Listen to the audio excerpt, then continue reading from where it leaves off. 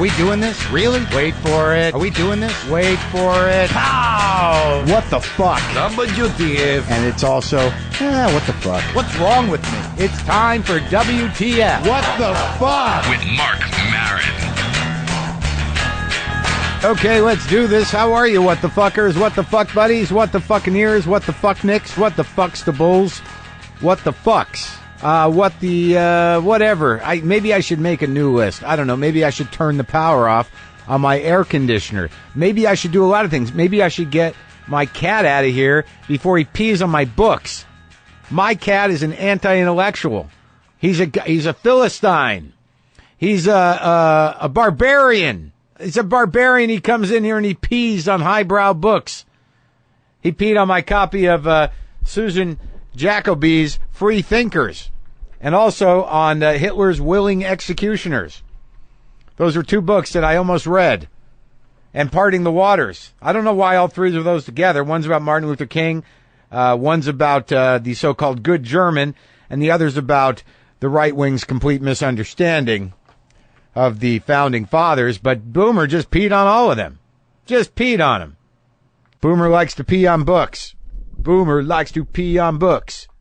I think that could be a chorus of a repetition of a song of some kind. How are you? I am Marc Maron. This is WTF. Thank you for listening. Today I'm very excited to talk to Richard Lewis. Richard Lewis, who had a profound impact on me. Richard Lewis, a kindred spirit.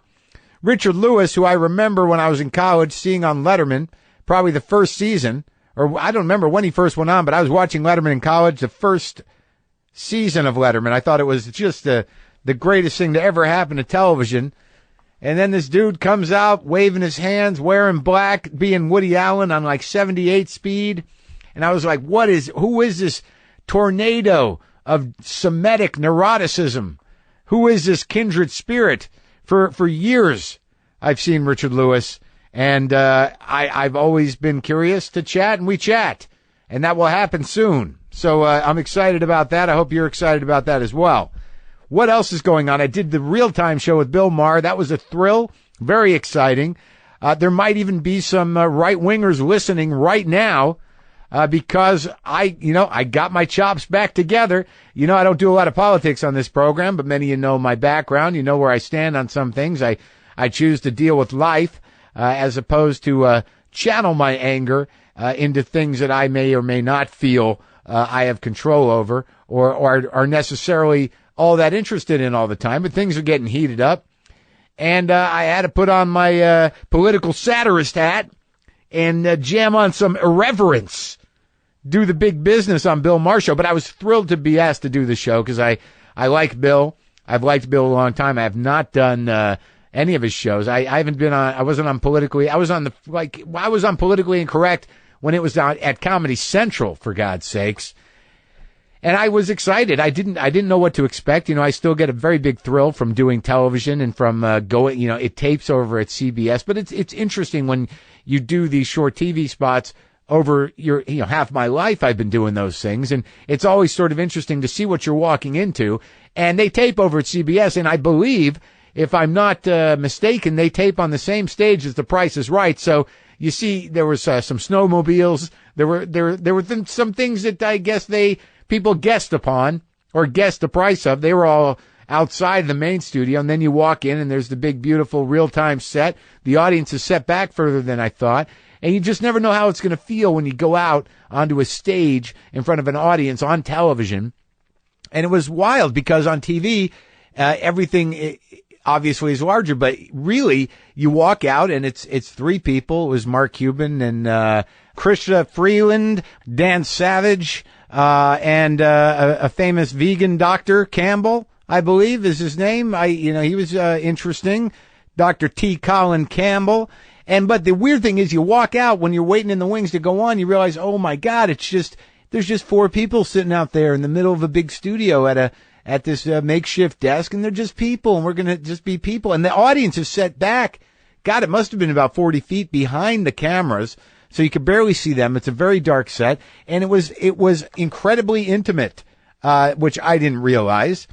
And I got out there, and me and Bill locked in, and we had a conversation, and then we shifted gears. We got into some stuff.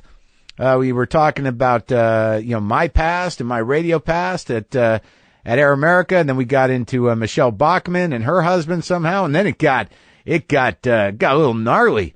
Some serious, irreverence occurred, with me and Dan Savage. And it seems to have rattled the cage of the right just a bit. It doesn't take much. It's pretty interesting to me. And it was pretty exciting. It felt good to be back in that arena. And, I appreciate the gig. And then you walk off, you go backstage, you wipe the makeup off your face, you have the snack at the little after party upstairs, and you watch them take the backdrop of the set and they roll it past you. And you just see how TV works. But it was very fun to do it, and I'm glad I had the experience. I did show up about 4 hours early for the show, because I thought Carmageddon started that afternoon, Friday. I thought it started at 5 o'clock Friday, and even though I was going east to west, I prepared. It's amazing the hype behind that thing and how it can fuck with your head. I mean, I left, I couldn't get out of my driveway.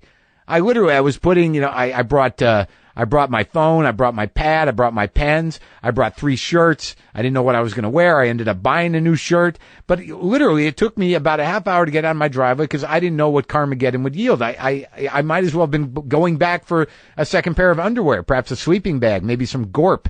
Maybe I needed a bag of Gorp. I didn't know how long I'd be out there in the wild. Maybe I needed to have one of them truckers' friends. What are those? The things that you pee in on the road. I had no idea, but I ran into absolutely no traffic at all, so I was there 2 hours early by myself with the people that set up the show.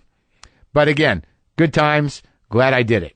And if you are a conservative listening to it right now, out of curiosity, thinking like, who's this fucking bastard? Who's this guy that talks that kind of shit? I don't have to respect politicians.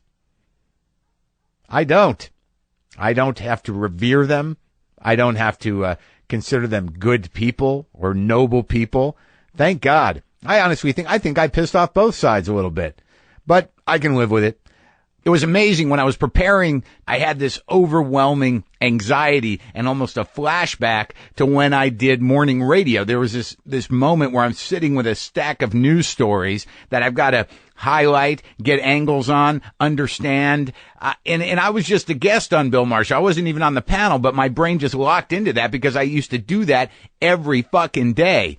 I'd get up at 2:30, 3 in the morning after sleeping about 6 hours, but just jam a bunch of coffee into my face and just go over the day's news and underline and panic and just sort of, kind of get myself into this weird manic state where I became this kind of angry, funny delivery system just fueled by Dunkin' Donuts coffee and handfuls of M&Ms. Oh my God, right now I'm starting to sweat. Just that day-to-day compulsive need to be on top of the goings-ons and the arguments and the points of view, and just, it's exciting. I don't know if it's necessarily important. It's certainly not what I do anymore. But I am not afraid to talk about things that have some personal impact on me, or if they be political, so be it. But I got to be honest with you. Michelle Bachmann has annoyed me for years, and it was a relief to get that out of my system. So that's that. Moving on, I would like to say today's show is brought to you by, can I say that? That's old school. Today's show is brought to you by Comedy Central. Enter the Thursday dimension with all new episodes of Futurama and Ugly Americans. Thursday, starting at 10 p.m., 9 Central. Go to cc.com to see previews, exclusives, and behind-the-scenes videos. Pow! Whoa, I just shit my pants. I did. JustCoffee.coop. You can link to it at WTFpod.com or go to JustCoffee.coop. Pick up some of that WTF blend, and I get a few shekels on the back end of that deal. How's that? Just got back from a little barbecue, and I have to admit to being a grill bully. I'm a grill bully. If I go to a barbecue and the dude is in charge of the burgers or is in charge of the chicken or is in charge of the grill in general, and they are just disorganized or not fucking doing it, I'm gonna bully him out of that position. I just have no patience for it. I got there. The dude was flipping the hamburgers over and over again, kept opening the grill, kept playing with the positioning, did not have the buns in the right place. And I did that thing. It wasn't the guy that was having the party, so I didn't feel like I was stepping on anyone's territory. But sometimes, man, I mean, you just got to step in and grab that spatula, grab those tongs, and do it like it needs to be done. Just, I am not a classic man in that way. I'm not a car guy. Yeah, I'm not a sports guy. But when it comes to taking over a grill, sometimes you just got to do it. I mean, I didn't insult him. I didn't call him a grill pussy. I said, do you mind? And I took the equipment and I fed 20 people. That's what I did. And it was a birthday party and I didn't bring a present. So I was able to kind of detach and say, they were very grateful that I took charge of that. And I said, well, happy birthday. You see how that works? I did service today. I did grill service in lieu of birthday present. And I thought that was a noble thing to do. I'm no grill genius either, but I got it in me. You know what I mean? It was always my plan B. There's always the plan B. That has completely faded away now. This is it. This is all I got. But somewhere in the back of my head, I thought, I can always go back to the grill.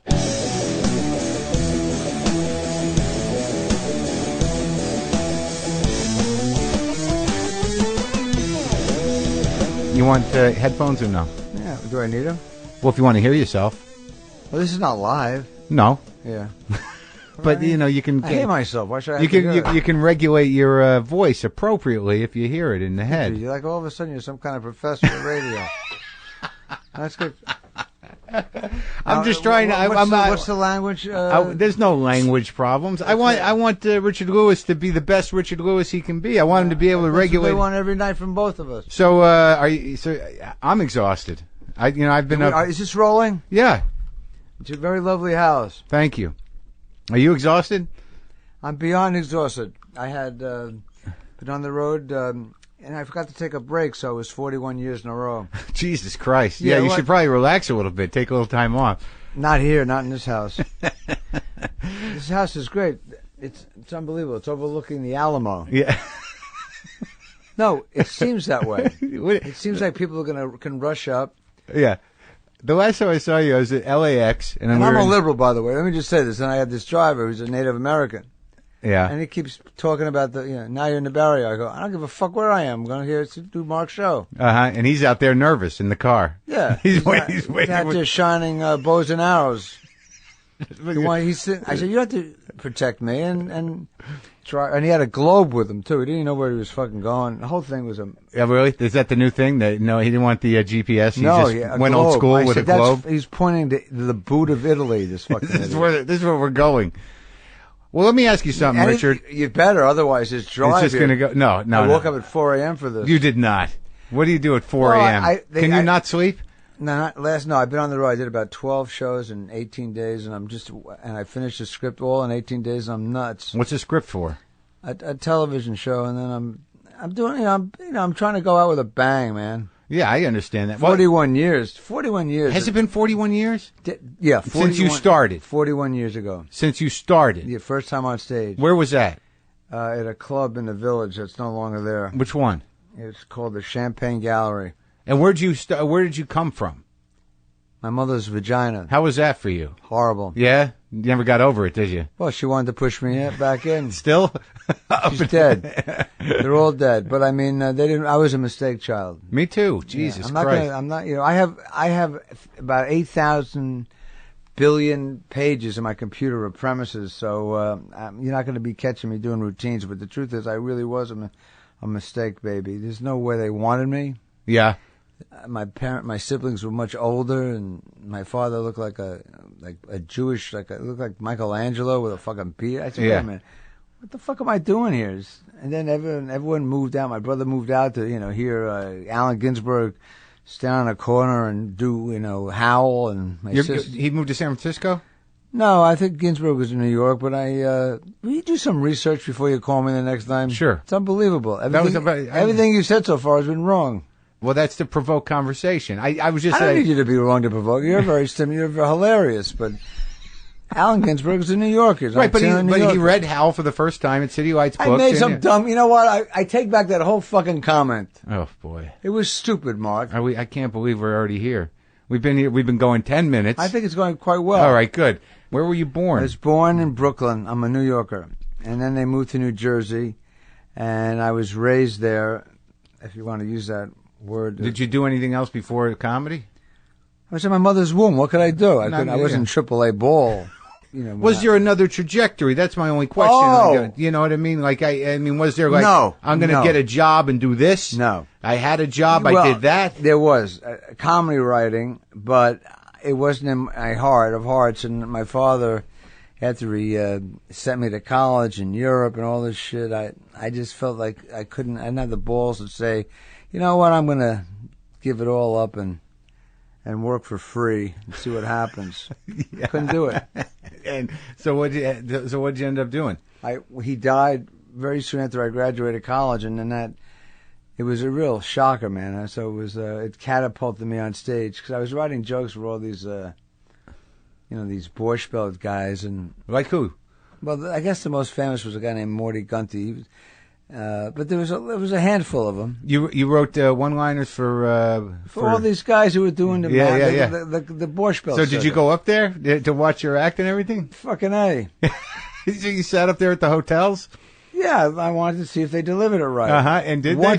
No. And they gave me back everything. 99% they said, this won't work for me. And I realized why. Because it was about me. Yeah. I said, then it suddenly when my father dropped dead. Yeah. I realized that there was such a hole to fill in that. It was pretty horrible for everybody in the family. My mother and brother and sister and everybody else. So anyway, the truth of the matter is going on stage did really help fill that hole. In terms of the grief and everything else? Totally. That's exactly what I'm talking. It's the first time you actually understood what I said. Yeah, I've understood most of it. Oh, I've been inarticulate. No, I don't think so. You've been in my brain for most of my adult life. I remember the first time I saw you on David Letterman, and I was like, "Where 82. the fuck did this guy come from?" I must have seen. Really? That's very nice. Is that a compliment? Yeah, it was. It must have been your first appearance because it was electric. Wow. You know, you spoke to a direct channel in my mind, and I was like, "That's the guy. That's the guy. That's the guy." And people compare me to you, and I don't know what to do with that. Yeah. But I'm not. It's not an insult to me. I think Paul it's Reiser great. had that problem too. Oh, really? But I like the idea of a young Richard Lewis sitting. I care what you like. I know. Sitting at the I'll be Concord. 64. Go on. Sitting at the Concord Hotel, at the feet of these fat, sweaty old Jewish men that do half their act in Yiddish. Come on, there's only a few Jews left. We got to be nice to ourselves. There were fat Jewish women there too. Yeah, their wives. And their children were fat and Jewish. I'll tell you something. In my 30s, I had sold out Carnegie Hall, and it was a great night. And I'm a recovered drug addict for like 17 years, and so I basically showed up pretty all right, and then I hammered my life away. But has it been 17? Yeah, well, it's incredible. I'm coming up on 12. I'm trying to remember. Are you really? Yeah. Wow. You hosted the A-List. I was on the A-List when you hosted. If it wasn't for the teleprompter, I'd still be there. And you were still drinking then, right? Oh yeah. 89. That was 89. And with the teleprompter, it was a piece of cake. No. Yeah, I was drinking. Yeah. Teleprompter, it looked like, everything. It was so great. Yeah, that was my rider. Teleprompter. No, but all he does is get on a horse and go over a hill. No, I need a teleprompter. So, all right. So going back. The Concord. So, yeah. So the manager says, listen, it's a lot of bread for an hour. And I said, yeah, but no, this ain't my kind of gig. He says, yeah, but you're in New York.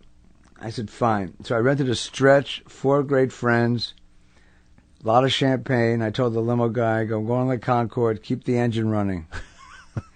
So I take a picture with the owners, the older guys, who are my age now, if not old or younger even.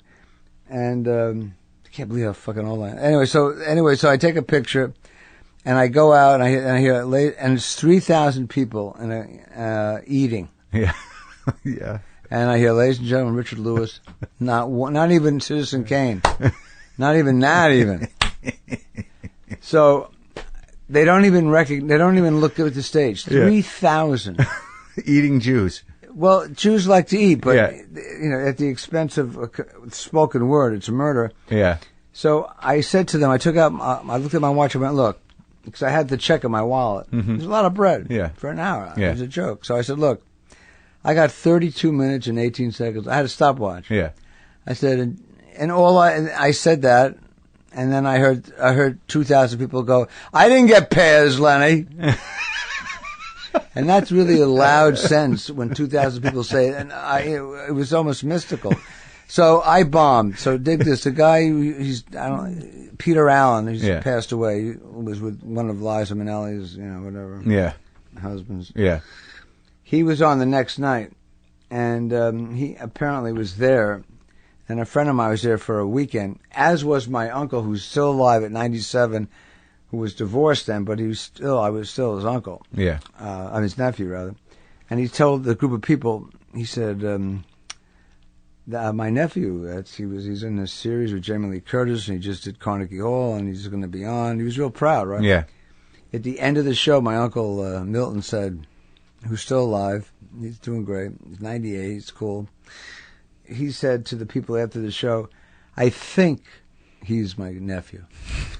I think he was so humiliated, because I absolutely got no laughs. So I go up to the suite, and the suite at the Concord was like being in your grandmother's bathroom. Yeah.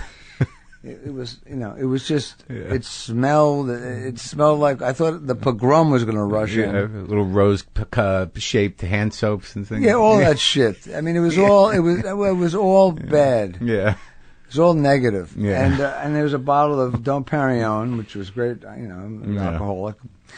And I had and the car was running, because I saw it outside the window. Yeah. A big white stretch, real grandiose bullshit. So, I read this note, and it was from the owner's son. Anyway, the son said, you can't be all things to all people. And that meant a lot to me, because, he was a huge fan, and obviously these people could care less about what I had to say. They weren't my target market. 4-year-old kids running around or breastfeeding or throwing pineapple at each other's necks like aborigines, right. with boomerangs. Yeah. So, I realized they were right. I mean, I got hammered on the way home. And I kept flaunting the check, real grand, deal. Look what I just made for doing nothing. Yeah. But it hurt, right? Oh, it's horrible. It's the worst. It's the worst fucking feeling. But but dig this. So Peter Allen, a friend of mine, was there. I don't know why he went there for singles weekend if my uncle was there at 70. What was he even thinking? Peter Allen, but he's gay too, right? Yeah, he was gay. He was gay. He's a dead gay man. Yeah. Nice guy, talented guy, but he goes on stage, my friend says, the next night and goes, boy, I hope I do better than Richard Lewis. And I heard that. I went, that son of a bitch. Yeah. We're in the fucking arts. It's murderously hard. All I ever wanted to do was pay the bills, and be fun, write, and be a humorist. And that's all I've been doing. So were you able to let that anger go? No. It was seething. I almost became homophobic. I mean, I'm a liberal. I almost started building devices and to toss them into gay pride parades. I got nuts. But so what happened was I was at the Four Seasons. I like to go to hotels in Hollywood and bring notes with me. Yeah. Before a tour, just look at thousands of new premises. You actually check into a room to prepare? No, I go in the lobbies. Oh, and you just sit there? Yeah. Seriously? Yeah, actually. Why is that funny? What, I'm sorry. No, I want to know why, Mark, seriously. Because you could go anywhere. There's a coffee shop. Well, my house is only, You can walk to the Four Seasons. I don't like coffee. I like 5-star hotel lobbies. And you just sit there. Why should I leave my home? I'm not going to. Which was built in the 20s, which is a gorgeous house. It looks almost like a Frank Lloyd Wright. It's not. I wish it was. And to go to a motel lobby. So might as well go to the Chateau Marmont or the Peninsula, right. Or the Four Seasons. So you don't go, or you do? I do. All right. 3-4 times. Don't yell at me. Are you yelling at me? No, I'm not yelling at you. I'm just trying to engage. No, I like you. I like you too. But you engage in a way that could provoke an argument. Is that unfamiliar to you? No, I have an argument even with insects. How does that go?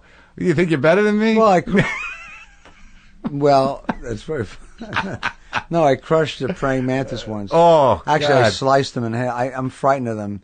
And then the other... it's illegal, I think, in New Jersey. I don't give a fuck. All right, you're a fucking rebel. You're killing praying mantises everywhere. Let me tell you something. Why? I'm a mantis killer. I hear that. Because anyway, I saw Peter Allen. Yeah. And I said, can I talk to you for a minute? Yeah. And he said, Richard. I don't mean to do a gay voice or anything. It's all right. It wasn't barely. It was sort of. Go ahead. I don't do impressions. All right. I'm not asking you to. What did it sound like? Hal Linden? It's maybe. I mean, I would no. What's this? Elton John? No, it just sounded like a guy going like Richard. Yeah, like a guy in third grade. Let's play volleyball. Yeah, you didn't go Richard. Oh, that would have been. I didn't want to do it right. Is that how he sounded? I don't want to get into any. By doing a gay voice, some people might. Anyway, right. Look, we're getting way off the subject because of you. Okay, go ahead. So it's not my fault. So I wanted an apology, and I said, I've been doing this for the time, 30 years. And I said, I had just sold out Carnegie Hall. I got 2 standing ovations. I foolishly did something I never do. It's something that I don't feel is right for me for the money. And I did it. And I paid the price. It was a humiliating hour. Yeah. I don't need another fucking artist to step on me the next night. Just do your show. Right. Do your fucking show. Yeah. Why the fuck should you put me down? Yeah. And then he became like screamingly apologetic in a way that was... He almost got tossed out of the lobby. Did he start playing piano in the? No, he started playing me. Yeah. So he got on his knees and he was apologizing. Oh my God, you're right. I was wrong. But he was sweet about it. Yeah. I got an apology. Hanging on to resentments are really bad in this business because we're fucked over by so many people in the business end. Well, it's hard to understand that, and I'll look to you for this because I do respect you and everything. But when you are a unique performer and you are an authentic voice, and that is what you do, it's some people don't understand, and then some people take advantage. But it's very hard to get our needs met when we're as crazy as we are. That was your telephone, right? I'm turning it off. That was so fucking rude. I didn't mean to. I turned my phone off miles before we hit the house to remind myself. And it's your show. It's all a plan. Your popular show. But you're right. No, you're right. What's your point? No, but my point is that it's hard not to be filled with resentment because on some level we think that Hollywood is our parents or our friends or that we're entitled to something and then but you seem remarkably well adjusted for you lately. Well, put it this way, honestly, yeah. I had written a book about a decade ago, about 7 years into my sobriety, because I wanted to tell the truth, because I felt if I had any gift other than a way to make people laugh, is that I was the same guy on stage I was off. I thought that was sort of cool. Yeah. And I didn't actually think it was cool. It just turned out that way. But that's the way you wanted it to be. Your journey was to be true to yourself, right? True to myself, but I didn't think that by me going on stage and talking about a rash on my ass, which was there, would be funny. Because I would do it on Letterman. If I wake up and had a rash on my ass, I'd come right, I didn't give a shit what they wanted me to, what are you going to talk about?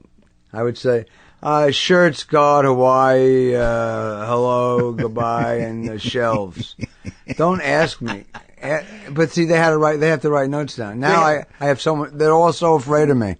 Because they have segment producers. I used to work with the same guy at Conan as you did with Frank Smiley. Oh, God. I know Frank forever. I had to take Frank by the neck, like the scruff of his neck. Yeah. And drag him before one of my shots with Conan. Yeah. And said, look, Conan. I said, I've been doing this for almost 40 years. I said, Frank called me at midnight on the road. He says, what are some of the things you're going to talk about? Well, let's hear a few. I go, fuck you. I mean, I like Frank. Yeah. We're not, we don't see each other a lot. Right. But he's like very cynical sometimes in a funny way, but still. I said, I'm not telling you. You're not my audience. You're just one person. I said, if I can't be trusted, I said, I just did 3 shows in 4 days. I got 2 standing ovations. I'll do some of that shit if that makes you feel any better. I said, but I'm not going to perform. I was in the middle of Wisconsin. It was 10 below zero. I got Frank Smiley by a fire in Manhattan going, so what are you going to talk about? And I went ballistic. On him? Yeah. And then did he go, what else you got? Yeah, well, he's funny. He's funny, Frank. He's really funny. He's a nice guy, too. So before I went on this, I was on. Yeah. And between breaks, I signaled to the exec producer, Conan. This is when he was still with NBC, and I said, come over here a minute. I said, look, if you want me to do this show, and I was very supportive to the guy when he was getting creamed in '94. I was just sober, and I was in this kind of bubble, and I couldn't do enough for people, and I called the guy. I said, hey, man, fuck the critics, and just find your style, and if it's meant to be, it'll happen. But right. Don't listen to all this bullshit. So, and he's been good to me, Conan, and very fair. But, he still engages in these segment producers. I said, look, I can understand if it's some actor or actress from a soap opera. Yeah. And you go, what do you want to talk about? I think I sort of picture Christ on a stapler. Yeah. Well, then, all right, so we'll open up with the stapler Christ. That I understand. I Right. said, but I might make that up while I'm sitting there. Right. And I can't be in jail. Yeah. Because Frank Smiley called me on the road and traced me down at midnight. What am I going to talk about? I threw the phone out of the fucking 12-story window. So I grabbed them over, and in front of the exec producer and Conan, I said, if you want me to do this show, I said, I'm telling you, ask me what I'm going to do next time. Spirituality, alcoholism, divorces, fear of intimacy. Is that enough? Because I could talk for like 18 days on each one, and I promise you that a lot of the stuff I've done on stage. Yeah. And I'll never repeat anything on your show that I've done anywhere. So I will never give you answers anymore. And they don't ask me anymore. Did you do that with Letterman too at the beginning? I do it now with everybody, or I don't do But from the beginning? Oh, you have to when you're a kid. You had to do you had to give them what you were going to say. Yeah, but what I would do is that it's actually your life. So when you get up there, you could piss them off. Mm-hmm. Because I understand this. I mean, look, you go and then there's 18 guests a week. I get it. Right. You're just another day of work. I learned a lot. Yeah. I learned a lot of valuable lessons doing these shows. Once early in the 80s, I did more Lettermans than almost anybody. And I'm actually the panel guest. You were the guy that was like, I always look forward to you sitting down. That to me was a respectable thing. Yeah, well, and Letterman was the guy who told me, you'll never do stand-up on my show. You're much better on panel. You're too physical. Right, and you engage too. He can move you along. And because of him, it set a precedent for me back in '82. And I've never, even without a series, I said, no, Lewis doesn't do stand-up. If you want him, he just sits down and squirms in his seat. Right. And that's because of Dave. That was a great thing. But two things. Letterman really gave me my first real break. Yeah. And because I was on like every 6 weeks for years. And, I had endless amounts of material, so that wasn't a problem. And the thing is, once I was talking about Hawaii, and I said to the woman during the day, all right, he can ask me, I understand you were in Hawaii. I said, the whole thing is so fraudulent to me. Right. It just sounds fake. You mean when you're talking to a segment producer? Yeah, I said, what, Karnak? Yeah. You were in Maui. Yeah. You fucking know. It's not a real question. No, but Dave, they're great at what they do, but still, to me, it was a fake. But that's what happens all the time anyway when they have these categories on paper. So he says, I understand you're in Hawaii, and I cringed when I heard that. Yeah. But look, I get it. Show business. Yeah, show business. So I start doing stuff about Hawaii. Right. I wrote thousands of premises, not thousands, hundreds, in that week. Yeah. So during the taping, Dave said, who truly has been incredibly supportive to me for 40 years, 35 years or so. Yeah. He said on the air, "Oh, I guess this is your Maui hunk," and I went fucking nuts. It took away all the, like it broke the fourth wall. Yeah. It made me feel like I was just doing like my bar mitzvah speech. But it's also sandbagged you in a little bit because you were against that anyways, and all of a sudden he put that on you. And, I don't know if he did it it snuck out or I don't. He's probably trying to be funny. He was probably trying to be funny, but I went crazy. What happened? I went nuts in the dressing room. I didn't give a shit anymore about the show. And it was so important to me, that show. I lived for that show. Were you drunk? No. Is it sober? Well, I don't remember. I mean, there was sometimes I might have been a little high, but I never stumbled into it. And what happened because of that? Well, he heard me screaming and yelling. I get to my hotel room, And, he's a pretty reclusive guy. Yeah. And he wants to be, obviously. And I get a call at the hotel. Dave wants you to come over at 2, after their little rehearsals. Yeah. And I went, fine. I figured it was it. Like, hey, how dare you and fuck you and scream. Don't scream. My crew is there. And it was just the opposite. He says, boy, that was the most unfair comment to make to another comedian. To all of a sudden, I was billboarding the fact that you had material on Maui, and I asked you about it, and then like you said, I did feel sandbagged. Yeah. So that was pretty cool of him. Yeah. And on Carson, you had to do 5 minutes and like 31.5 seconds. It was like psychotic. It's 4 minutes and 15 now. Is that what it is? On Ferguson, anyways. I dig this, Mark. I had this routine for like 10 years, and I loved getting them on the show and then throwing them out. Yeah. It's best, unless I was in a place where the audience stunk, I just wanted to get off stage. So I did this routine on the division of motor vehicles, and it really was a strong routine. It was about 7 minutes long. Yeah. So I cut it down to about 6.5 minutes. And I remember the week because Rodney was in town, and, we both drank and did drugs, and we loved women, and we just went crazy. And you and Rodney? Oh, yeah, whenever we could, Yeah. And he was really very supportive of me. And anyway. Sweet guy in his way, right? Oh, God, yeah. Yeah. The darkest guy I've ever known, practically. Yeah. He was so miserable. Unbelievably miserable. Ugh. What he used to call the whole, what the humanity was, not the dark, maybe the darkness, hey, I'll tell you the heaviness, it's getting to me.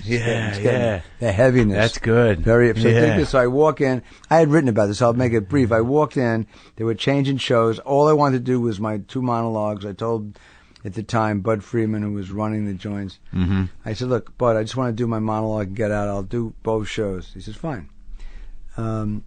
So I see Rodney, and he sees me. I said, oh, shit, I'm cooked, man. Yeah. Because I usually used to stay around, close the place, look for women, drink, hear rock and roll. And where was this?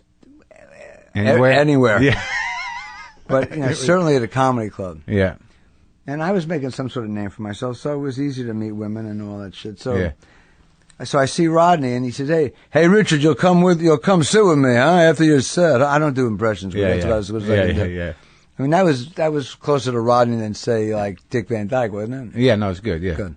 So, don't lie to me. No, I'm serious. I got it. It had the feel of Rodney. Hey, huh? Yeah. Yeah. It's the attitude. So, I said, Rodney, I feel I can't. I said I just wanted to go home and hear the tape and time it. That's all I cared about. For Carson. Yeah, I mean that Carson. Because David Brenner once told me when I was 23, he says, for 1 5-minute spot on Carson is like doing the Improv every night, full house, 3 shows a night for he had it all figured out, 18 years. He had the math done, yeah. Yeah, he was a maniac like that. So 18 years is right. Yeah. So you better not walk through any of this shit. Yeah. And when I see younger comics, I go, whether it's radio or whatever, I know if I sound like an old folk guy, I don't give a shit. I think it's good advice. You never know who's listening. Right. And once you don't take your art seriously and passionately, you'll never be as good as you can be, and then you're going to burn a lot of bridges. So I believe that. So and you learned that from experience? Well, I just had good mentoring early on. You didn't burn bridges ever? No. Oh, that's good. I mean, there were some people that I was there's been a few places perhaps I couldn't be on because they didn't like me. I like when people. I used to always Cassavetes. I'm a big huge fan, and he used to see a screening, and if the audience liked it, he would make it. He would go back in and fuck it up so they wouldn't like it. I love that. Yeah. He wanted people to be annoyed. Yeah. And I never want, who wants to be Bob Hope, for Christ's sake? Absolutely. All right, so Rodney pulls you over. So no, so I say, I lied. I went, Rodney, I feel like shit, man. Yeah. And Rodney said, hey, great, you're halfway there, huh? And when he said you're halfway there, I froze. I mean, to me, and I said, I'm done. Yeah. I said, I'll be right, I'm going to just do my monologue, I'll be there. Yeah. And we closed the place down. As usual. But here's the thing. I had this monologue. 7 minutes. Not even. 5 something. But that's how long yours was. You had to cut it down. Yeah, well, I had to cut it down from the club version. Right. So I go on stage, And you know, God, it was such torment. People should know. It's like first getting it, and then honing it, and doing it for years. And I don't work that way anymore. I haven't for decades. Now I just free associate half the shows, and it's more like improv. I can't take it anymore. And you can't take structure. I don't have an act. Right. I just don't have. I really don't have an act. I have literally 1,500 pages of premises. And I scroll them, and I print out the last year's, and I bring it on the road with me, and I try to remember some of it. And the yellow notebooks. I saw you at the bottom line, probably late 80s. No more notes. No more yellow notebooks? Not for a decade. And it's never been better. So dig this. So I'm on the show, ladies and gentlemen, Richard Lewis. This was before I had a sitcom, so I had to do stand-up. And I go on there, and I'm destroying this Burbank, which is notorious for being pretty square and not an easy audience. Right. And my lack of experience made me play it more like a nightclub room than the camera. It's really the camera that matters. When that red thing goes red, that's in the bedroom of millions of people. You were aware of that? Well, at that time? I was not as much as I should have been. Uh-huh. Because I got too physical, and I was like trying to, playing the front row as if they were ordering 2 whiskey sours. Yeah. But I learned young enough that I didn't burn any of those bridges. But the thing about this was so amazingly frightening, was that midway through the monologue, and I was so in heaven, I'm killing. Yeah. This is maybe the strongest shot I've seen anyone do. Right.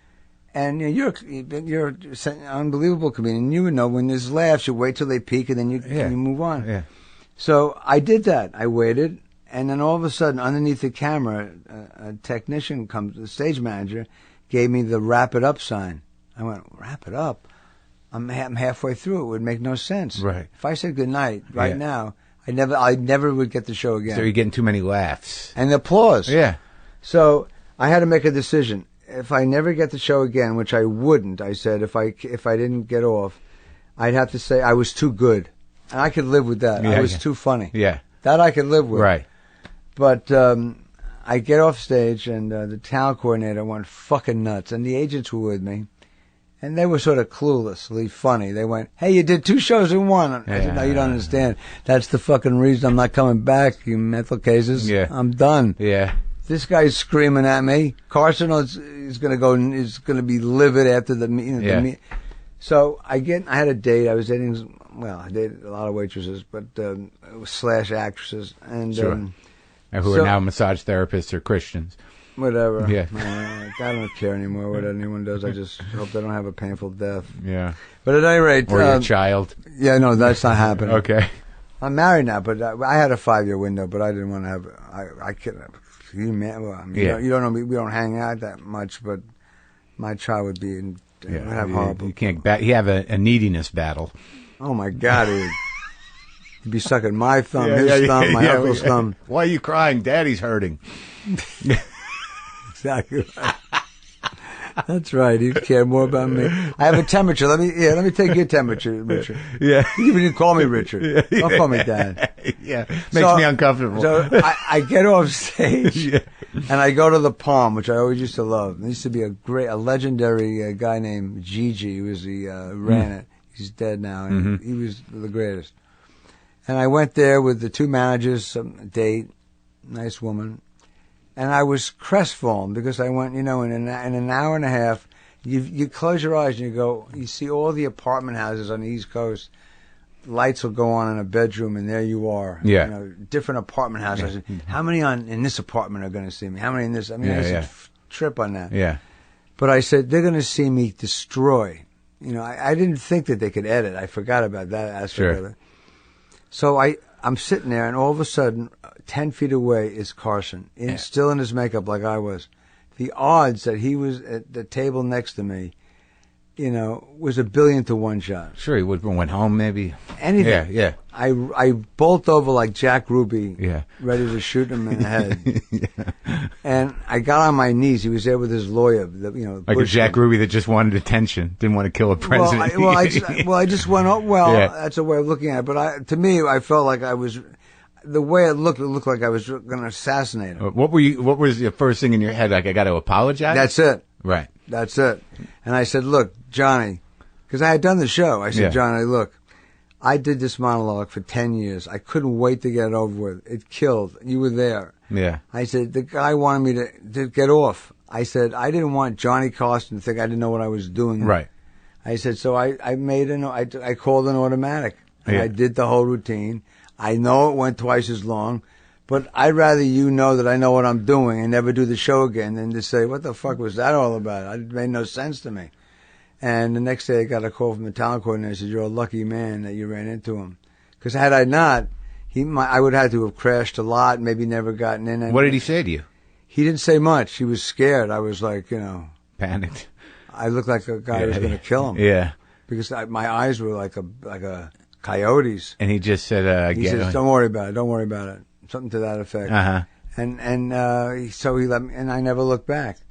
So, if you don't mind, because I don't mind about anything. What, All you right. want me to leave? No, I identify with this transition you made. That okay, I think it's interesting that you started doing comedy right after your father's death. To sort of Fill the void. Yeah, fill the void. I'm sorry, I didn't mean to speak for you. That's all right. And then you developed this style, which was your style. You did create a voice through written material, but then all of a sudden you detach from the material, because I find that the idea of being exactly the same on and off stage is very compelling, and that there's no distance between who you are on stage or off stage.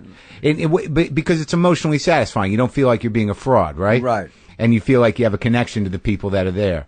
Now, one thing I've said about you is that do you think there are moments where, do you feel like you're healthier now? I mean, mentally? I mean, do you think that, something has over the time that you've been expressing yourself, that you've gotten any sort of shit together?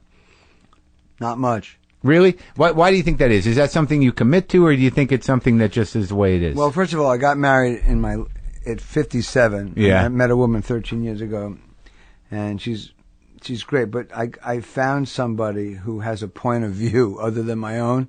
Yeah, and you can't bully and I'm her. an addict, so Yeah. I either was an addict. For those who don't know, and this is buzzword crap, but it's like we're very grandiose. We want what we want when we want it, and then the flip side that can happen instantaneously is that we feel that we're worthless. Right. So I either was with women, and I was no, easy package, but I was either with slaves, basically. Like, you're going to watch every Kubrick film this week or it's over. I mean, Right. it was that controlling. Right. Okay. I guess that's better than hitting them. is forcing them to sit through eyes wide shut, even though you might not even like it that much. I didn't like it as much as I wanted to. Well, he died before he finished it. Maybe he would have saved it. Yeah. But, or I would be with the worst women on the planet who tortured me. And just fight constantly? Fighting and just sabotaging me and fucking me around and using me for my connections. Yeah.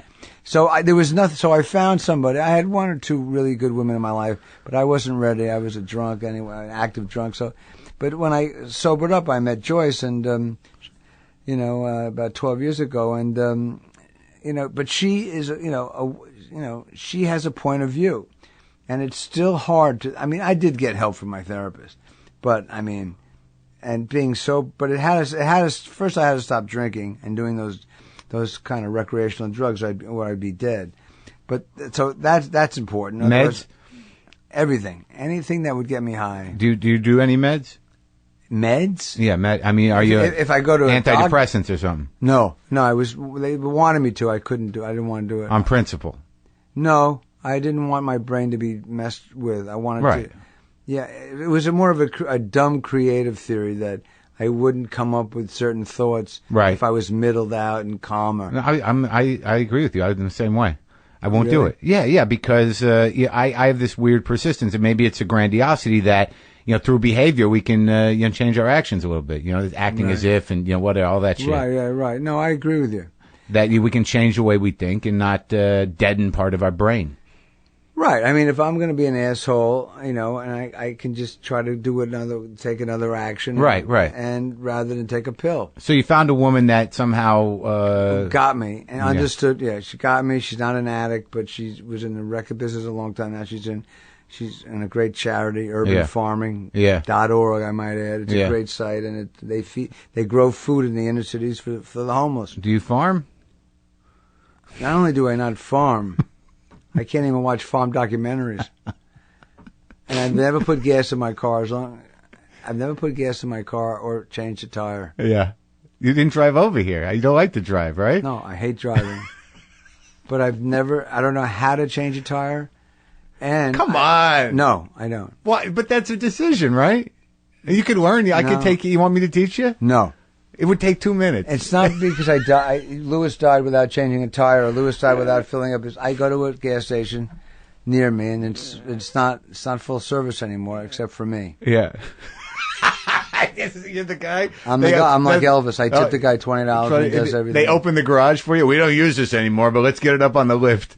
Yeah, when I drive in there, how's the car? I don't know. All right, we'll put it up. Go to Greenblatt's and we'll come back in 3 hours.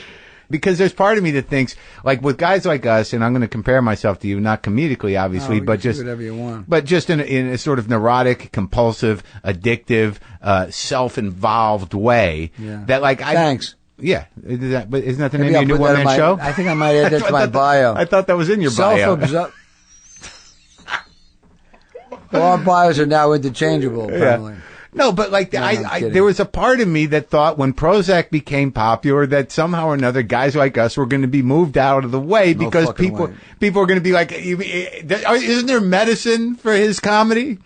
Can't he feel better?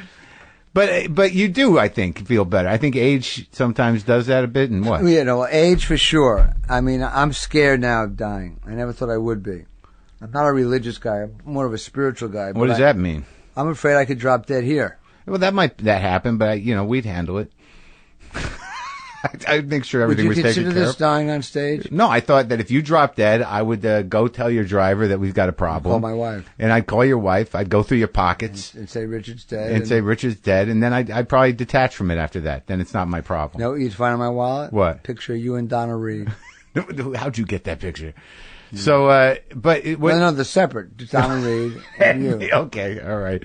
So spirituality, that means you just have a sense that you're not alone, or what?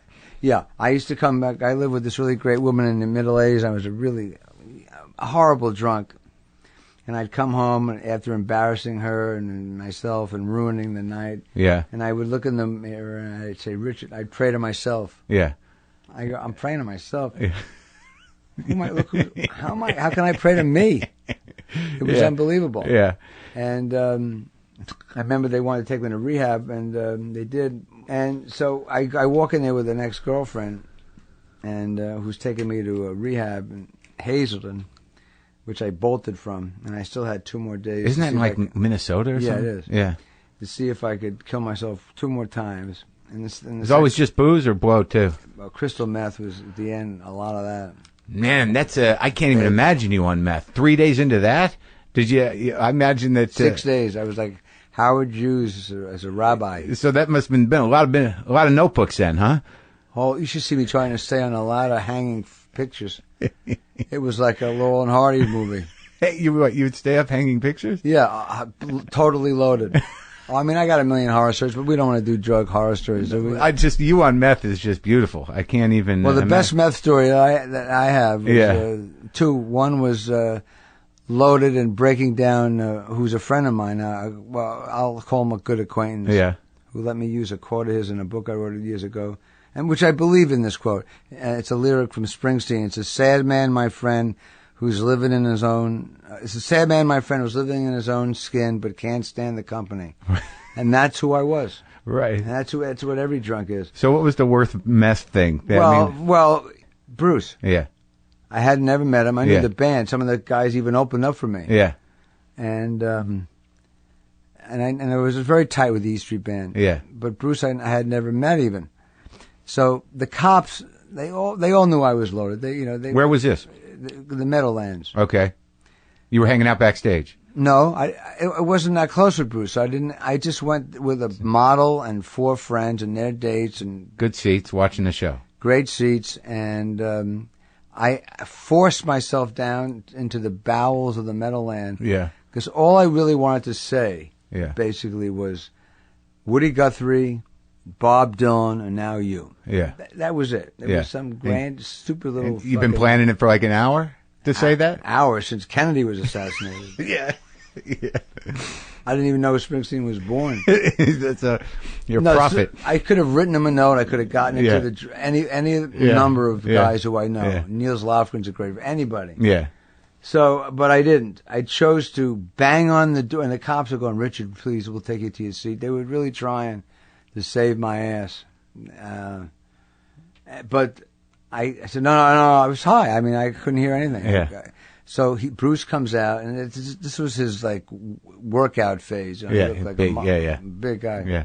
Little guy, but muscular. Yeah. And I said, I was out of my mind high, and I said, Woody Guthrie, Bob, and you. And he looked at me, and he nodded his head and turned around and went inside. Okay? Now, he could have floored me. Yeah. I mean, the guy hadn't performed in 4 years. Yeah. There's 20,000 people. You can hear him going, Bruce. Yeah. And here I am breaking up the band meeting the first night on the road. Yeah. So that was pretty bad. That was really bad. And then I got the next day all over the New York papers, Drunken Lewis this, Drunken Lewis that. Was there more to the story? Well, I did. I went to a Knick game and I was drunk during the post-game interview. Yeah. Then I ran over to Connie Chung and was interviewing her on Marlon Brando for no reason. In the middle of a Knick game. Was that a big idea you had too? No, I was drunk. I had no idea what I was doing. I was gone. No, but the crystal meth thing. Yeah. I'm name dropping, but you know why? It doesn't matter anymore because I don't give a shit. I happen to know a lot of celebrities. Yeah. I'm really good, and I'm an art collector. Yeah. So I bought a lot of art, Ronnie Wood stuff. I like Ronnie Wood. And he's a sweet guy. I know him for about 25 years. And so, long story short, Ronnie says, I'm going out to dinner tonight with Rod Stewart and his third wife, 15th wife, I don't know. And his manager of mine, no long, whatever. It was like 6, and I was dating this 23-year-old drop-dead killer, smart model. Yeah. Sweet. Although she was into ecstasy and that kind of shit. I always remember, you're so much nicer on ecstasy. Why drink? Yeah. That was. I mean, look, she didn't know any better. Yeah. She should have just thrown me into a fucking, lockup place. But that wasn't her responsibility. But at any rate, we're sitting there, and I said, the only way I'll go is if you call your dealer, who had to drive like 90 miles and meet me at the bar of this restaurant with like 3 grams of crystal meth. That was a lot. Yeah. Well, I was going to save some, I thought. Oh, God. She sees him an hour later. I go into the bar. I give the guy his bread. I go downstairs to this restaurant on the Strip, famous restaurant. In fact, it's no longer there. It was Le Dome. And I never come out. I never come out. I lose all sense of time. And I come up. They've all done with their dinner. I didn't spend any time with them talking. They were so angry. I mean, it's funny because, Rod and those guys are in and out of stuff. And they and I think Rod just drinks. And I don't know if he has a problem. I doubt it. But Ronnie is very publicized. And I've been trying to help him forever. And he helps me too. But the truth is, the model was she was so gorgeous and so tough in a lot of ways. She was just sitting cross-legged like a hippie at Woodstock eating a veal chop. Yeah. No, they wouldn't give her a chair. Yeah. Because she did a little crystal meth too, so she was a little loaded. So you left the girl with the guys, and you went and disappeared. Yeah, disappeared for 2 hours. Yeah, yeah. That's a big faux pas. That's a faux pas. Yeah, that's bad. And the last one is a couple months ago, a year ago actually, in Burbank. I ran into this beautiful woman who looked familiar, vaguely familiar. And we started talking, and she had a little girl with her. She says, Richard, you were the last drunk I ever went out with. I went, thank you. It was very lovely. And you remember her? No. 4 months, this woman, lovely woman, actress, was my girlfriend for 4 months. And I had an entire blackout for the entire dating time. Well, that makes things interesting as you get older. People showing up going, do you remember? And you're like, oh, well, you don't know, though. That's scary. Yeah. Yeah. I'm your grandfather. Yeah, You're 10 years old, Maron. That hasn't happened, huh? But so we got into the drug stuff, so... Well, okay. I just read an article on Shecky Green. Did you ever like in your past? Because I'm not going to say you're older, but it seems to me 63. But you honor the legacy of great Jewish comedy. I love those guys. And you're right. And I told you I interviewed Jonathan Winters, and you love him. He's like one of my best friends. I talk to him every day for the last 6 years. Oh, you do? I go up and visit him. That's sweet. You know why? Because I remember as a kid hearing how Dick Van Dyke and others would pay homage to Stan Laurel, had this very modest one-bedroom apartment in Santa Monica. Stan fucking Laurel. Doesn't get much better than that guy. And they go visit him and stuff? Yeah, always. So when I became closer to Jonathan, I just wanted to be like his like standing room only audience friend for his riffs. Let him just riff. It's amazing, right? He's Picasso to me. Yeah. This guy. I mean, it's different than Lenny and Pryor. And did you ever see Lenny? No, I was too young. Yeah. How about Richard? You probably knew. Yeah, Richard I knew and because saw. You were at the Comedy Store, right? Well, mainly the Improv, but okay. He worked out mainly the Comedy Store. But I saw him in New York. Yeah. When in New York, I saw him in Town Hall. I saw him in clubs. Yeah. Were you friends with him? Not great friends. We never socialized together, but he respected me, though, I think. And I think arguably he's the greatest because not only does he tell the truth, the same way, yeah, but he has more weapons. Not only did voices and characters, which is always it's not an easy out, but it's fun. Yeah. I mean, I do know, but he was talked about himself. He was the same on and off stage, tragically, and he was just drop dead funny. You can't get much funnier and more provocative than that guy. And Lenny opened the door for him. Yeah, well, Lenny sort of created the template for us. Yeah. It's very interesting. You listen to those old Richard Pryor albums. He almost sounds Jewish, like when he first got the ones like Cosby almost. He sounded like Cosby, but once he started to talk about real shit, it was almost as if he took the Lenny Bruce system and applied it to how he was going to approach comedy. Yeah, no, absolutely. It's interesting. And free association. What about, where does Woody Allen stand in the Richard Lewis? Well, Woody Allen, first of all, a lot of these guys, like Larry David, who no one knew was a great comedian. Albert Brooks, Albert's so good. I wish he would come on the show. He's afraid of it Albert, or something. And his book's terrific, too. But the truth of the matter is these guys all quit. Well, Larry in his 30s, Albert and Woody in their 20s. Quit doing stand-up. Yeah. So, it's not jealousy is the wrong word, but it's like this is my 41st year, so I never quit. Did you expect that to be the case, though? I mean, you've had sitcoms, you've had TV Well, success. I think the alcoholism and the drug addiction probably prevented me from maybe by this time had directed a few movies and throwing away millions of dollars and giving away at the height of my career, opportunities because I just wanted to party. Yeah.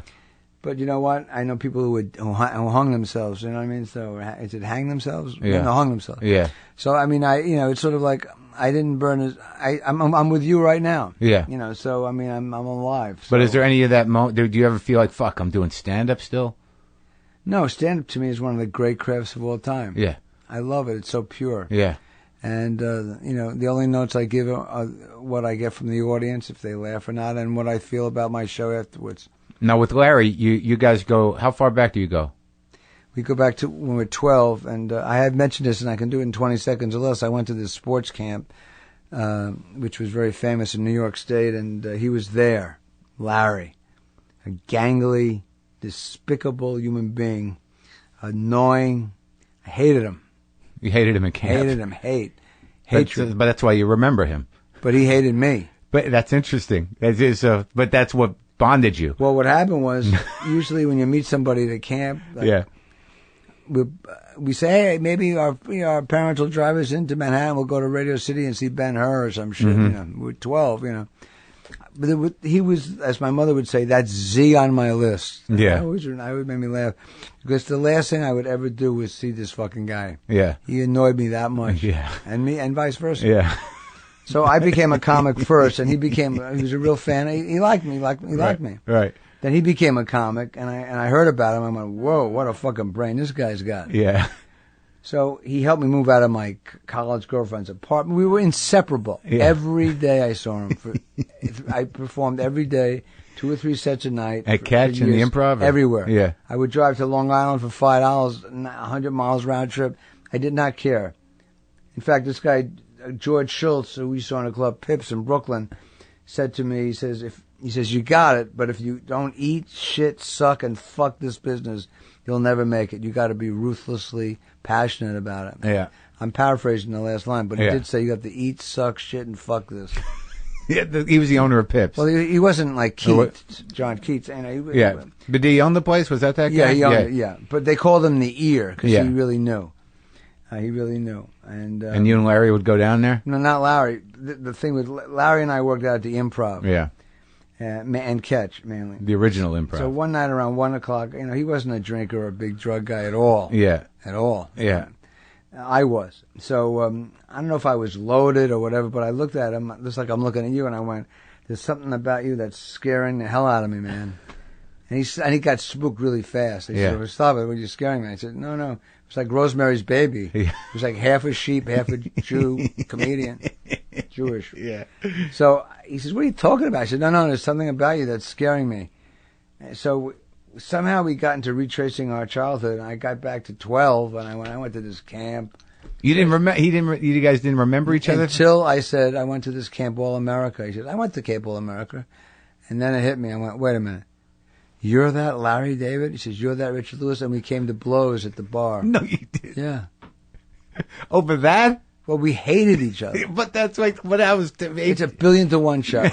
We went from hatred, best friends, to hatred, to inseparable again. Yeah. Now, I don't see him much anymore. He's divorced, obviously. Everyone knows he has 2 beautiful daughters. But, we don't... the thing I miss most about New York, one of the things... Yeah. Everybody's around. You're around, you hop a cab, I'll see you in a minute. Yeah. Here, all right, so is there Can we meet halfway somewhere? Yeah, really, it's 80 miles. I don't care what kind of food. Is it Vietnamese? I'll eat a dead dog, but I won't. But I can't drive 80 miles. I'll eat a dead dog for 40 miles. Yeah. Really, it's horrible. Yeah. So I don't see Larry that often. You talk to him? Yeah, we email more. Yeah. So, but that's interesting to me that you have a sense of the fact that these guys, Albert Brooks, Woody Allen, and Larry David, on some level, are not the same type of warrior that you are in terms of stand-up. Yeah, it sounded like I was boasting, but... No, I understand it. A lot of it has to do with... I'm still out there. I was so judged by my family, particularly my mother. Yeah. That it makes sense to me now that I would hear the words, ladies and gentlemen, Richard Lewis, not have an act, not knowing what I was going to say, and say, all right, judge me. Yeah. I want to be judged every fucking night. But it would turn me into a warrior on the road. Like, yeah, I'm going to take this audience and try my best to just destroy them. Because... That's your thought? Yeah. Did you ever go through that period where you're like defying them to like you? Like, there's part of me that's sort of like I almost want them to not like me so I can win them back. The only thing I can come close to that is that early on in my career, if I was bombing, yeah, I would want to bomb on my own terms. Right. So I would say, look, they're not even laughing at this good shit, right? At the gold. Yeah. So I'd say, anyway, so I bumped into Kafka and he's playing gin with Eddie Cantor. I would just do meaningless bullshit that would really bomb. Right. Then I'd walk off. I go, fuck, in my head, fuck them. Yeah. But, it's not their fault. I know. That's hard to learn, though, isn't it? Huh? How long did it take you to learn it's not their fault? Oh, I don't know, but it's a great question. You know what I mean? Is there an algebra answer to that? No, but some guy said something interesting to me. This guy, Stuart Lee, British comedian. Yeah. And he quit for 2 years because he couldn't take it anymore. The fact that how much he was angry at the audience for not fucking getting him. And then something happened in his soul where he realized that when he sees somebody who's not getting him, he feels bad for them because he knows he is who he is and he's not for everybody. And there's a moment where he's like, I'm sorry you made the wrong entertainment decision, but there's nothing I can do for you. But I feel bad that this is how you spent your evening. But I actually apologize immediately when I go on stage. I go, half of you were dragged here. You can jerk off, you can go have a drink, but you don't have to stay. What's the best thing that can happen on stage for you on any given show? Like, is there a moment? I ad-lib so much that high is over with now. It used to be really great. Oh, really? That's gone? Jesus Christ! What else is there? Yeah, I'll tell you when they rise to their feet. Okay. There's nothing like it. Okay. Because for me, if you say that one thing where you're like, where the hell did that come from? You and know, you're like, oh, but I really, I'm not. You do that too much now, huh? I've been doing it for like 15 years that way, so now I'm used to it. Yeah. I'm used to that used to be such a high. Yeah. If you were doing, in particular, the same 40 or 50 minutes and all of a sudden you sneak something in. Right. I laugh now when someone says, hey, I'm trying a new joke a week from Tuesday. Want to come down? I go, what the fuck are you, nuts?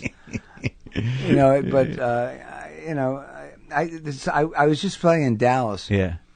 And this club owner, he's a nice guy. Yeah. And he might have done this tongue in cheek. Right. But I remember telling my wife, because this is about the time I engaged, I asked her to marry me about 6 years ago.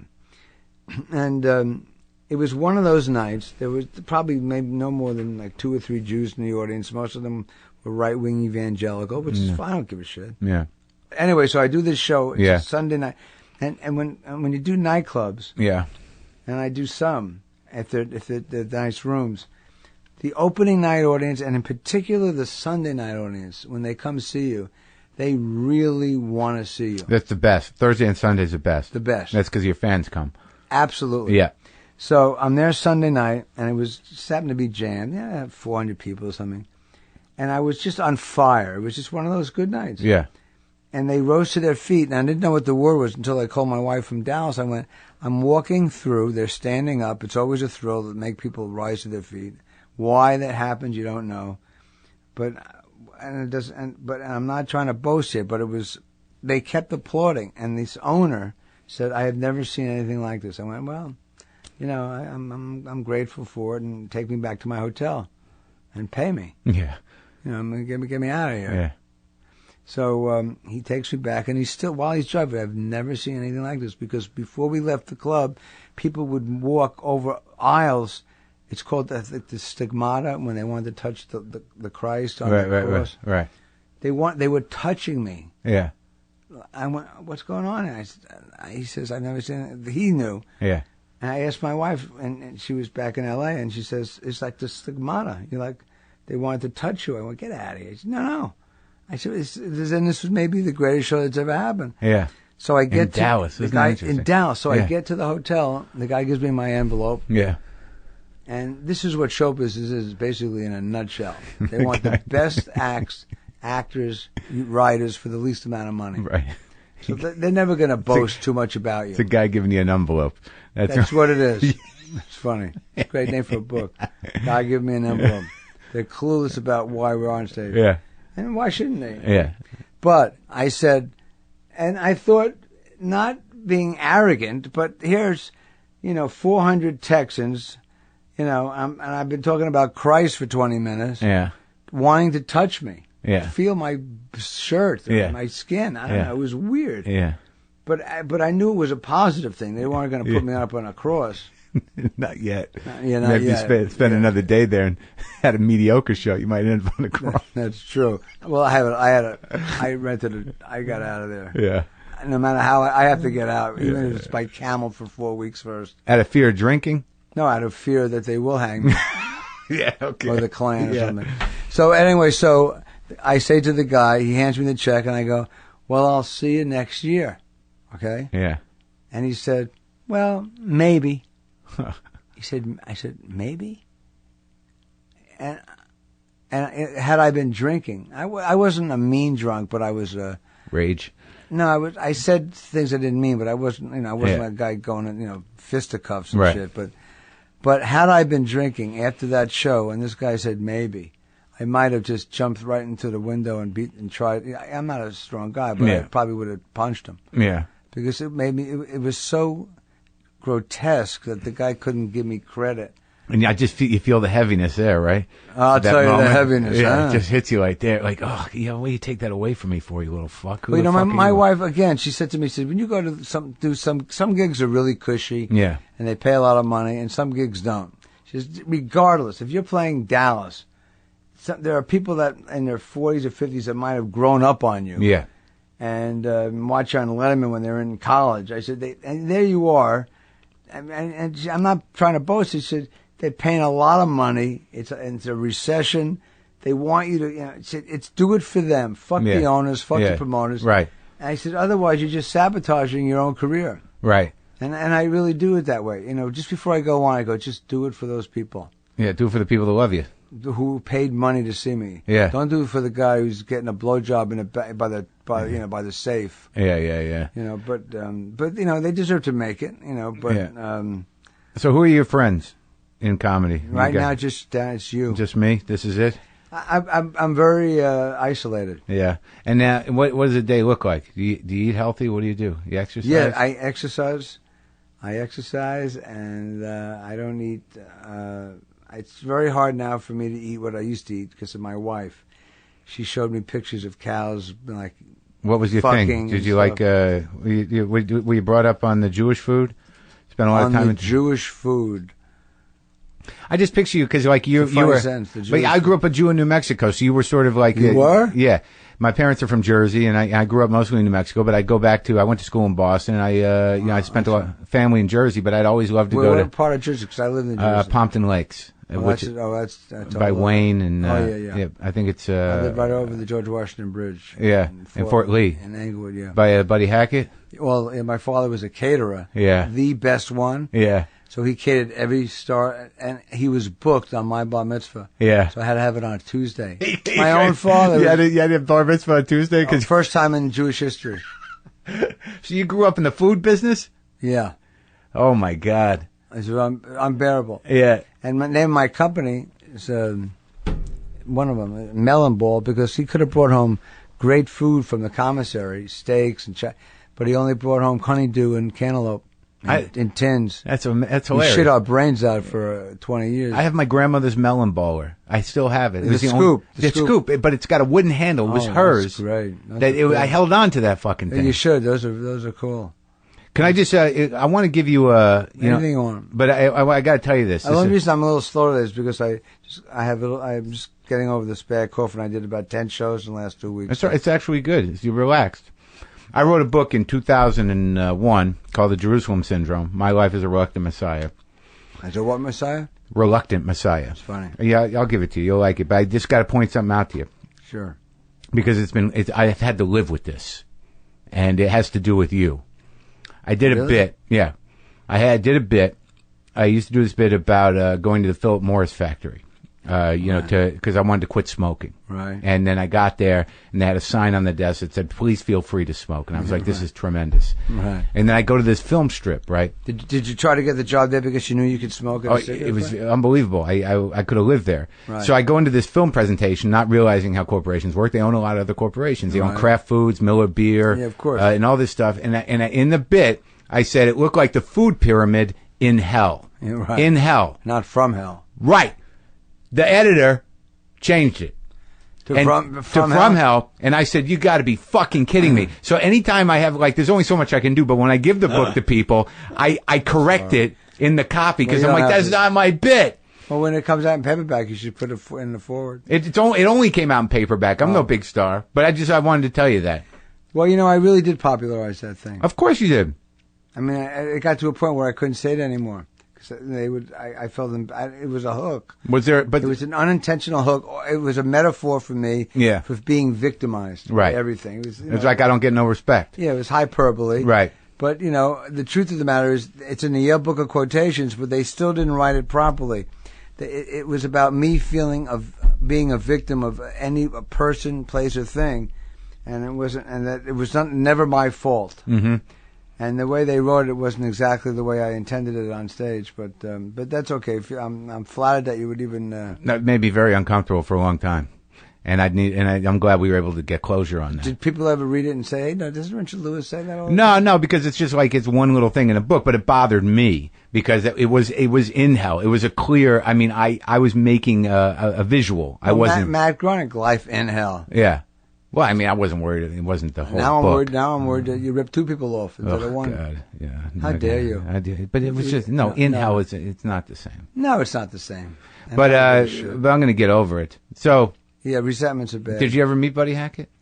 Yeah, my father catered his son's bar mitzvah. Oh, he did. Yeah. So he had a Saturday party. I had a Tuesday party. When I was in college, some professor brought me over a double album, Lenny Bruce live at Berkeley. Oh, that's a motherfucker, that record. I mean, you got to listen to that 9 times just to get his flow. But when I heard about it, when I heard it, I was only about 18. Yeah. And he died a year later. Yeah. I said, I didn't know what I wanted to be, but I knew unconsciously it set a bar like, if you can't even try to be this ferocious and fearless, what's the point? Yeah.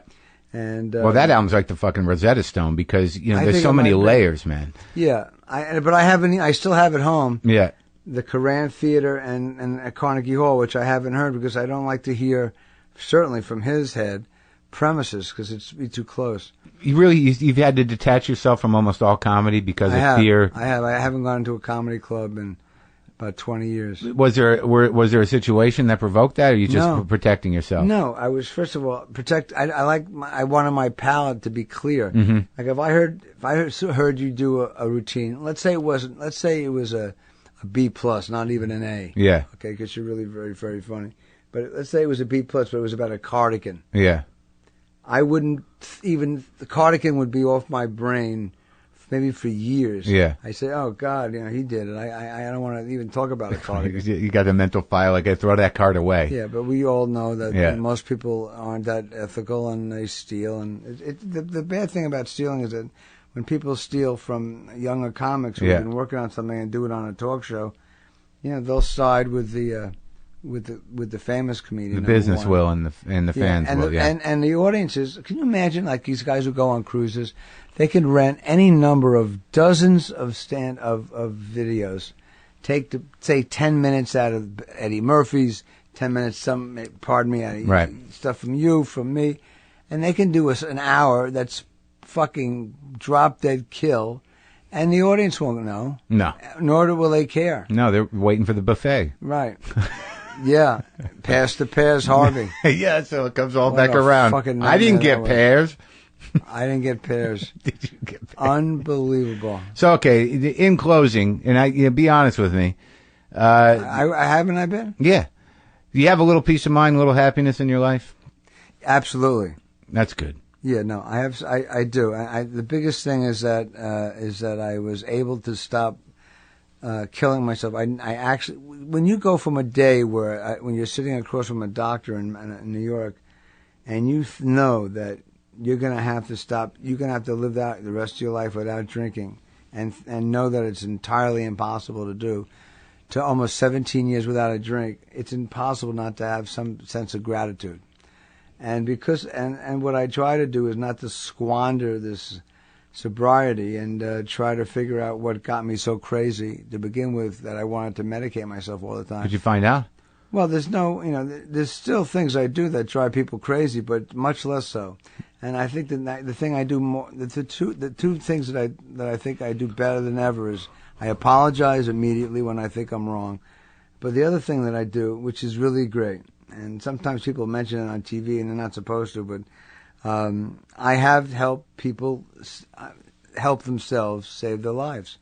Well, that's part of the deal. Yeah. Yeah, I'm in the same deal. I mean, there's 12-step programs. I go to therapists. I have like a smorgasbord, but when you help somebody come out of the darkness, there's nothing better than that. Yeah. And that's the best standing ovation you can get. Yeah, and I agree with you. But in retrospect, that's why I don't drink, by the way. One of the reasons. Yeah. Not only would my wife would just throw me into rehab and call a million people and they'd be in the house waiting for me like a posse, but the truth is, I wouldn't be able to like pick up a phone call like an hour before I go on with a guy like whacked out of his mind, and then me getting on the phone going, get over to help me, he's gonna die. Yeah.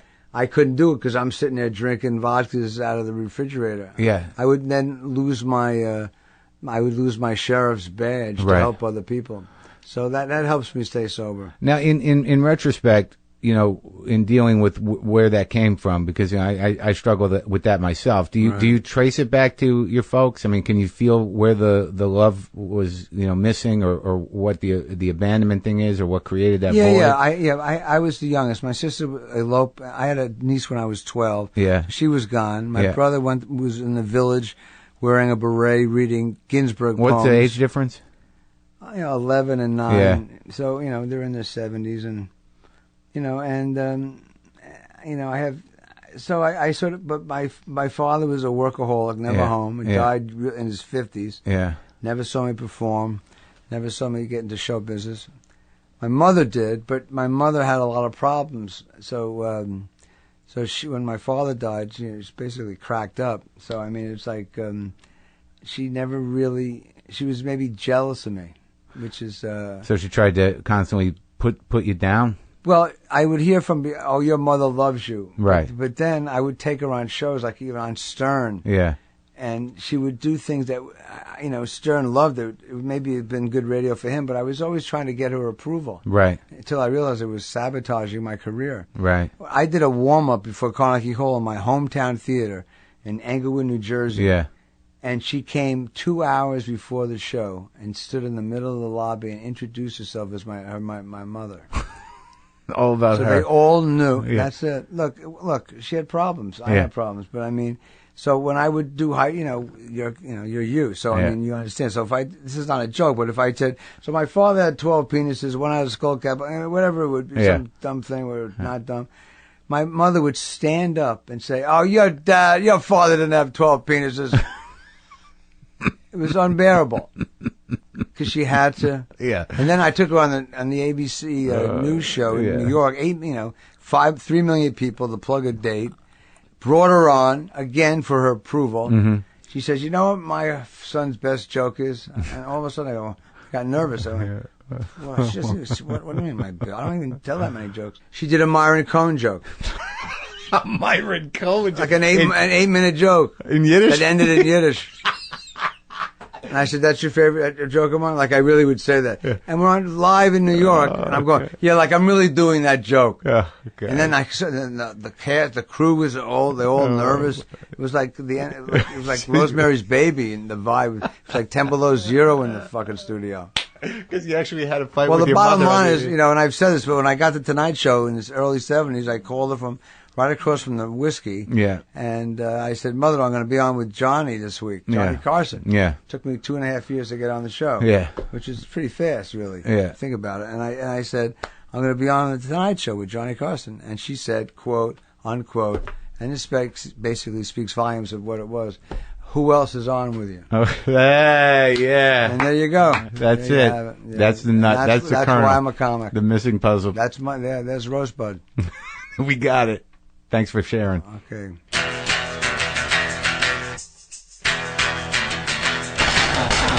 So that's it. That's my talk with Richard Lewis, a prince among men, a prince among Jews, a prince among Jewish comics. It was nice to talk to him in the morning. I thought he was, it was good. He was a little mellow. He was focused. It was actual give and take. Lovely. Lovely. Please go to WTFpod.com, the new WTFpod.com. Get involved. I'm very excited about that new website. I just put up an episode list. There is a full episode list. So let's minimize the tweets of redundancy, if we could, about guests. So do that. Go get the app for iPhone, iPod, iPod Touch, Droid, new merch, T-shirts. The schedule's there. Links to Just Coffee there. Everything you need. Check out the new Punchline magazine, which is called something else now. Laughspin.com. Go look at that. New site. Sparkly, shiny, good. All the comedy news that's fit to print. Laughspin.com. All right, I'm going to go. Did I mention that today's episode was brought to you by Comedy Central? Enter the Thursday dimension with all new episodes of Futurama and Ugly Americans. Thursdays at 10 p.m., 9 Central. Go to comedy... Oops. Uh-oh. I screwed up in the silly voice. Go to cc.com to see previews, exclusives, and behind-the-scenes videos. Comedy Central. My face is on fire.